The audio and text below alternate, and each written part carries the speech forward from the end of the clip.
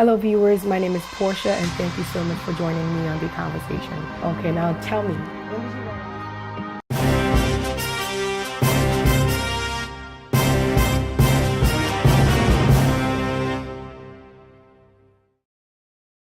Hello viewers, thank you so much for joining me on The Conversation. My name is Portia Asari. On October 1st, we have a special, wonderful program. It's an album launching coming up, and I cannot wait for you guys to meet our guest in the studio today, a set woman of God who's been in the ministry for so many years, ever since her young adult days. And today is such an honor and a pleasure to have her in the studio with me. And I have Minister Evelyn Branford here. So welcome to The Conversation. Thank you. Thank you. How are you doing today? I'm good, and you? I'm doing well, looking good. Thank you. You Love too. the suit. Yes. Thank you. Yes. So let's talk a little bit more about Minister Evelyn. Like, who are you? Who is Minister Evelyn? Minister Evelyn is just like any ordinary person, I would say, who loves the Lord. Have loved the Lord since I was a kid, as far as I can remember. Played significant roles in my church, in my local churches that I've been in. And not too many, but based on relocation, I've been, where I grew up and then here in the States as well. Have been a praise and worship leader in my local church for over a decade, I would say. I'm a friend. I am a career person as well, and now looking into getting involved in ministry in its fullest. When someone says Minister Evelyn, what comes to mind? What attributes come to mind?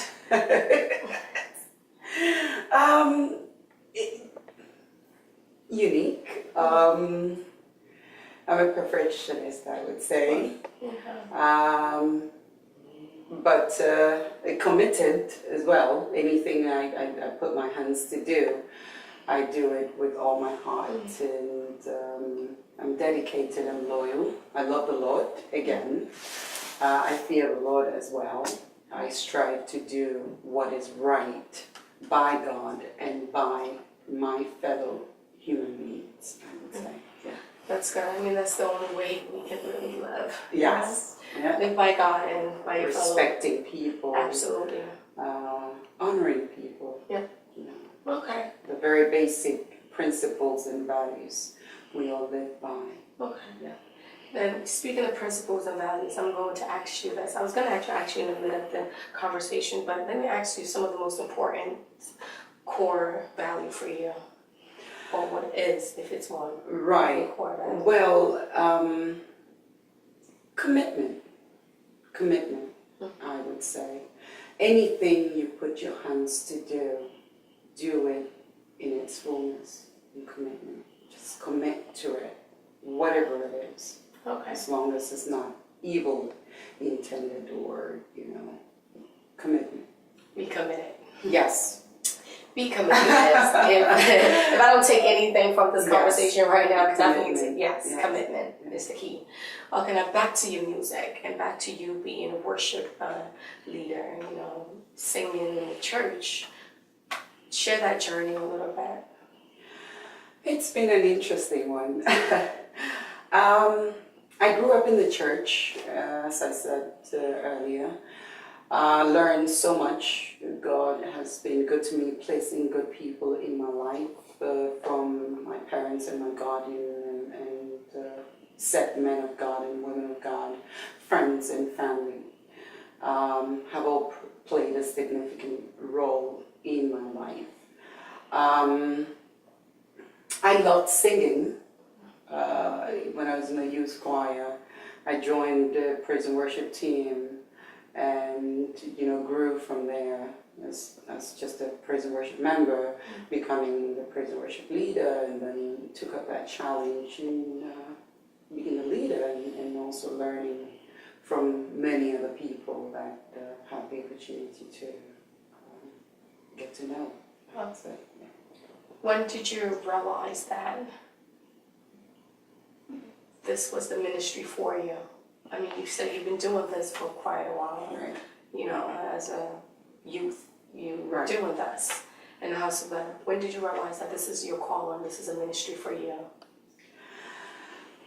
I I think as an adult, when I moved on from a young adult to become a full adult, there was that thing in there that I knew it was going to come to a point where I needed to do this. But I also fought within myself. I wasn't sure if this is for me. I wanted to do it on my own scale, you know, in my own local church, and you know, I wanted to give God what I felt I wanted to give, but God wanted more from me, and at some point I had to realize that and accept it and do what I had to do, and that time is here. Yeah. Yeah. What was the challenges that you were facing? How did you overcome that in order to get to this level? Because it's easier said, but you know, than done. So. Well, it was not a jolly ride all the way. I wouldn't say that. I think the most difficult part was to accept that calling by itself. There was that inner struggle of stepping out and doing what God truly has called me to do. As I said earlier, I wanted to do it in my own little way. So just accepting that call fully and saying, okay, God, I give it up. I am ready fully now for you to do what you've called me to do. That was the most challenging part. But when I got through that, of course, there was the physical part of it, which is combining that with my job and every other thing I needed to do. But thank God he got me through it. Yeah. So it's great. It's great. Now we're sitting here in the studio. Exactly. Right? Yeah. It's all about commitment, one, and Yes. two, letting it all go. And Yes. allow God to Yes. just- Allow God to do what he has asked you to do. I think that was the point that, to me, I got the most peace in my life. Because I had struggled with the call for a long time. Wow. I wanted to do it in my own little way. Great. Right. So let's take a quick break. When we come back, we'll be talking about the album and your Yes. music. Yes. All right, we'll be right back. We'll take a quick break.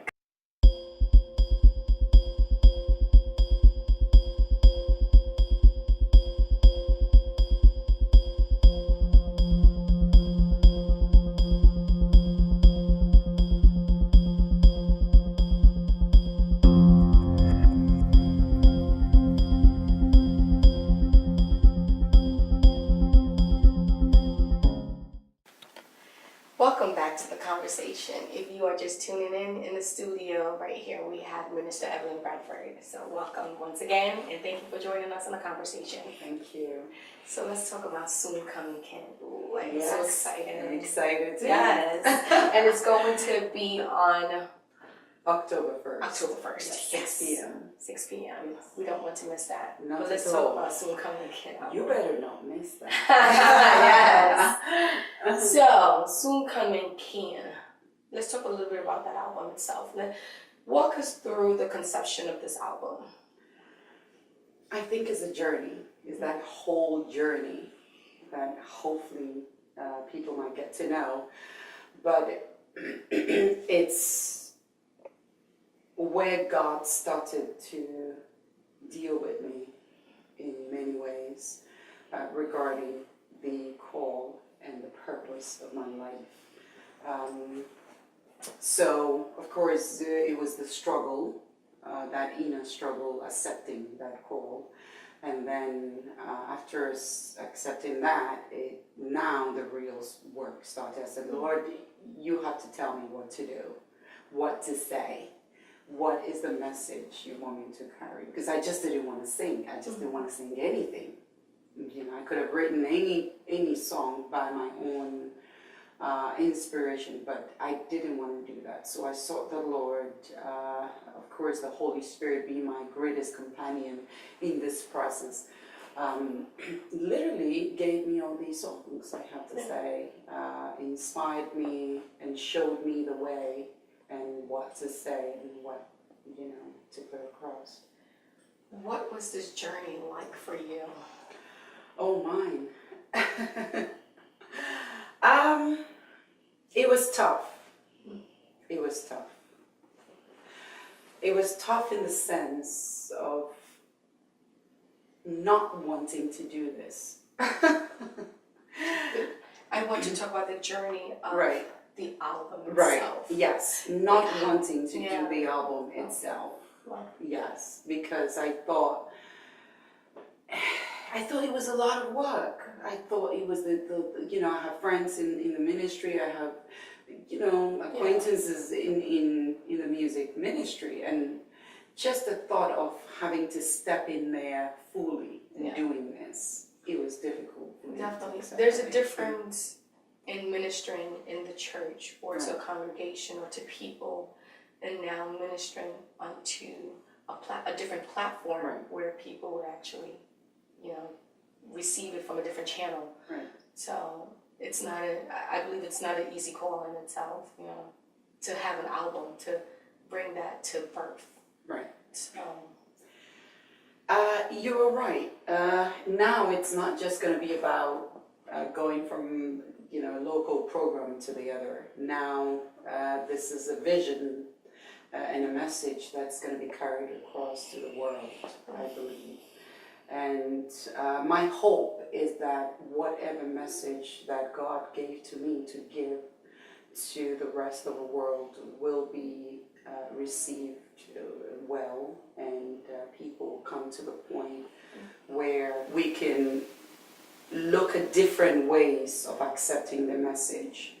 The songs are quite different, I say, but obviously they all carry their own messages one way or the other in it. So it's my hope and belief that it would be accepted the way that God gave to me. More so, I pray that it would transform the lives of people, and it would inspire, and it would bring hope to those who think, I just can't do this anymore. But, I pray that they will pick this album and something would be in there for them to touch their lives one way or the other, yes. I'm sure. Well, I listened to the album myself, and it is a contemporary music. However, I receive a different vibe and aura from every single track that I listen to, and I want my viewers to listen to this specific track, and I really enjoyed it. I think it is "Who Do You Say I Am?" So let's listen to that real quick.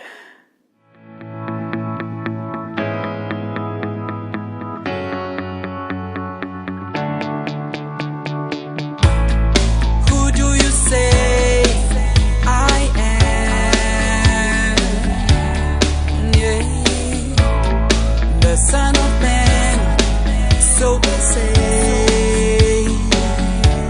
Some say John the Baptist, Elijah.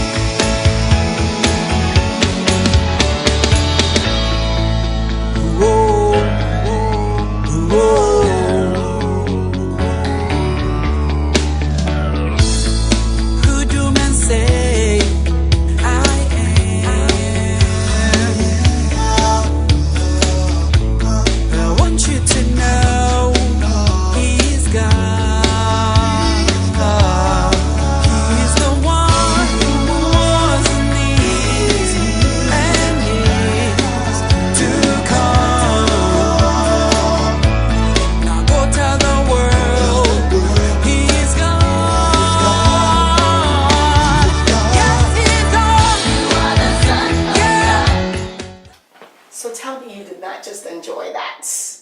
Like, that song itself, it's so much going on. It's amazing. It's incredible. It's nothing like no other music that I've ever listened to. Like, it's nothing compared to the average normal gospel music that we listen to.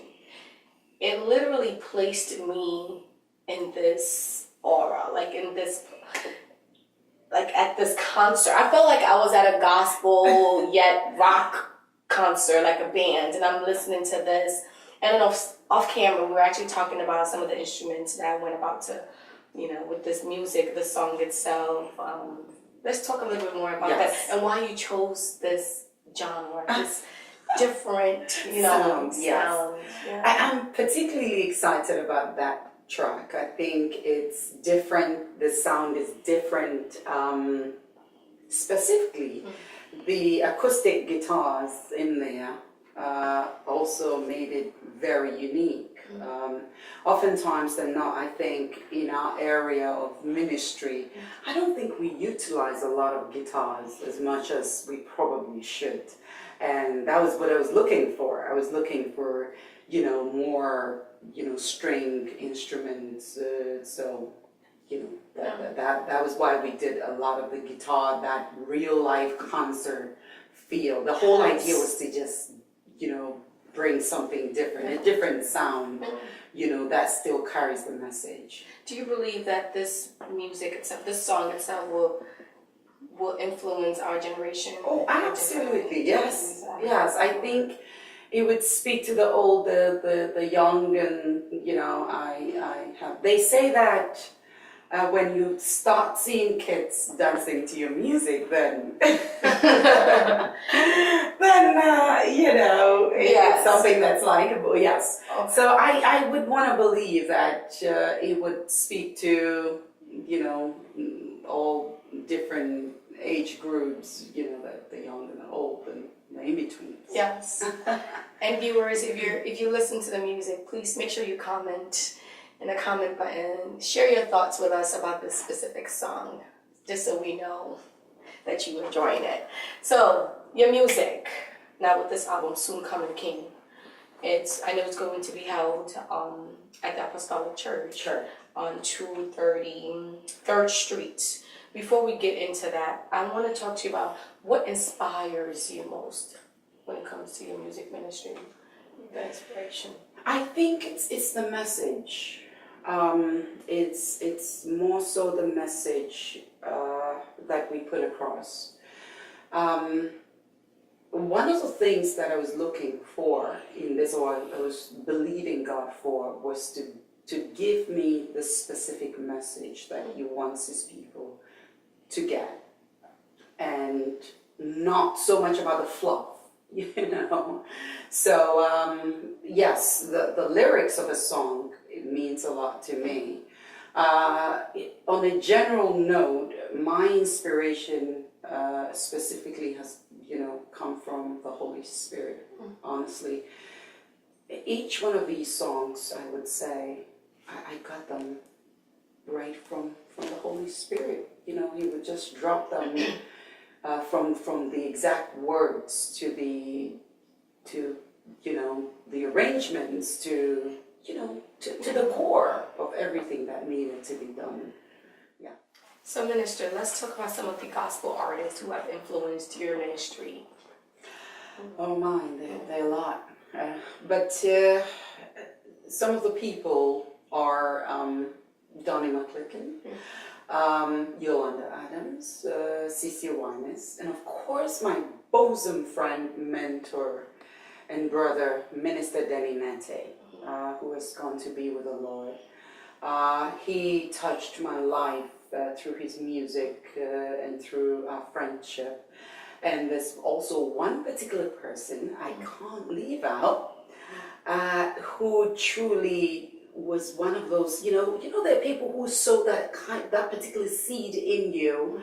And this woman has just blessed me from my, teenage years. She's called Rebecca Malopi from South Africa. And she really has inspired me really tremendously. I mean, her music is just spirit filled and just so amazing. I love her. Yeah. She's great. Yes. Awesome. Yes. Awesome. And of course there are many more, but I can't go down the list. So Yeah, we don't have time for all exactly. that. Yes. Maybe off camera we can talk about that. Exactly. Yes. Now, what characters did you pick from these men and women of God that has placed something in you when it comes to your ministry, like that you're really, it's a value for you? You know, you selected a few of these characters and you have incorporated it with your own. I think it's a sense of spirituality I picked and purity in their compositions. Of course, you could feel the presence of God. I mean, I that's one thing I look for in listening to a song, that you can feel the presence of God. I can't reiterate that enough. It's just. You have to. Otherwise, it's just an ordinary song, you know. So for me, gospel music should carry some oil. It should carry some, the level of the presence. Yes. And speaking of gospel music, when I was listening to your song, the album title, Soon Coming King, the song itself obviously carries a message. And that is any other song. Every song literally carries a message for the listeners or believers. But what I got out of the song was not only giving me the message of who Christ is or who he is or what the man we're talking about or you're trying to share with us, but it was also giving me the opportunity that eye-opening to express my own self as to who this man is, to give him that definition from me. Because some of the lyrics from the lyrics from the song Soon Coming King, of how important he is, the message itself, like Soon Coming King, worshiping our king, you were really worshiping him, kind of describing him, how mighty and gracious he is, but yet asking us, allowing the listeners to reflect back and to look back within yourself as to who this man is, giving listeners that opportunity. Was that your intent, or it was more of I think that's the whole note? idea, that nobody should push onto you what worship should be. But each and every one of us should get to a place where we have that deep understanding and relationship with God, so that he can give you an idea of who he is. So you worship God from a place that you know how and you know best regarding your understanding of God. Anybody, the point is, anybody can tell you who God is, and you can try to perceive it. But until you get to that point where you truly have experienced who he is, then your worship is just trying to follow somebody else's worship. Yeah. Right. So that's the point I wanted to get across, that, listen, we go to church every day, and especially for praise and worship leaders like myself, we lead people into the presence of God. But for me, it is my hope that people would get to a point and a place in their lives or in their spiritual journey where they can see the true picture of who God is. And at that point, you don't even need a praise and worship leader to tell you, raise your hands, or, say to him this way or that way. You can get to that place and you open your mouth, or by your just actions, you still be giving praise and worship. Yes. Well, thank you for that. That was very, very, very important. Like, really, a lot of worshipers need to know this. A lot of believers need to understand. Listening to music, it's really not just the words that you're listening to, but it's what you're taking out of those words. How are you interpreting it for your own self? That's right. So once the music goes off, it resonates with you, and you are able to worship on your own. I think, just to answer that, what oftentimes we see is a lot of people are still lost in that whole worship experience. And that's my take, that it's become like a normality where, somebody's telling you, okay, do this or do that. But as you're saying, when that music stops, when that, praise and worship section is over, or session actually is over, then what? Can you find in your own space and in your own inner self and give God the worship the way you know how, the way you understand it to be, and not just, and just to say, for this album, this is my worship that I'm hoping or incorporating everybody to get in. Yeah. But when that song starts, you should be able to find it in your own heart and place to be able to still offer your worship. Awesome. Well, thank you so much. We're going to take a quick break. When we come back, we will be talking about the album launching itself. Yeah.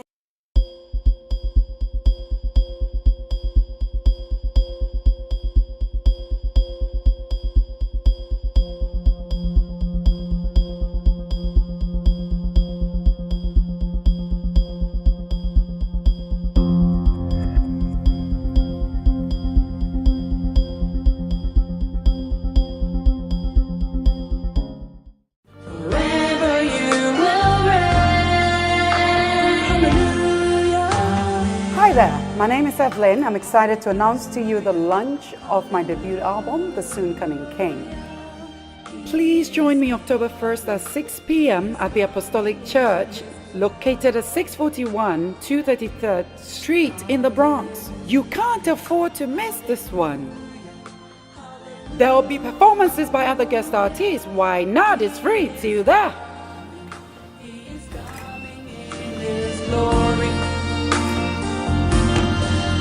Hallelujah, hallelujah, hallelujah. He is coming.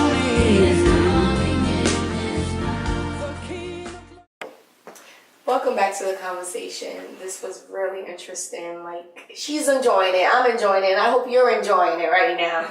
Miss Evelyn, thank you once again. Now let's talk about the album launching itself. I am so excited about October 1st. Yeah, too. Where is it going to be held at? Oh, it's going to be at the Apostolic Church at 641 233rd Street in the Bronx. Yes. And this is what I'll say to you. Listen, guys. Now let's be real. You can't afford to miss this. It's free. Why not? Don't stay home. Come out. Let's share the message. It's a great album. Please come out, join me. Let's launch this awesome album, and it will be a blessing to you. Yes, Minister, thank you so much. So it's at 6 p.m., correct? 6 p.m., 641 East 233rd Street. 6 p.m. prompt. Not your time, not my time. It's the album launching time. Soon coming, King. 6 p.m. And the address, once again, is 641 East 233rd Street. You do not want to miss this, as the minister said. Come and experience the move of God. Come and listen and come and enjoy, being in the presence of God. You don't want to miss this. And I'm so sad that we have come to an end of this awesome, incredible interview with Minister Evelyn Branford. Thank you so much for joining me. Thank you. And we will see you next time on the conversation. Please make sure you share, like, and comment. We'll see you next time. Forever you will reign. Hi there, my name is Evelyn. I'm excited to announce to you the launch of my debut album, The Soon Coming King. Please join me October 1st at 6 p.m. at the Apostolic Church, located at 641 233rd Street in the Bronx. You can't afford to miss this one. There will be performances by other guest artists. Why not? It's free. See you there.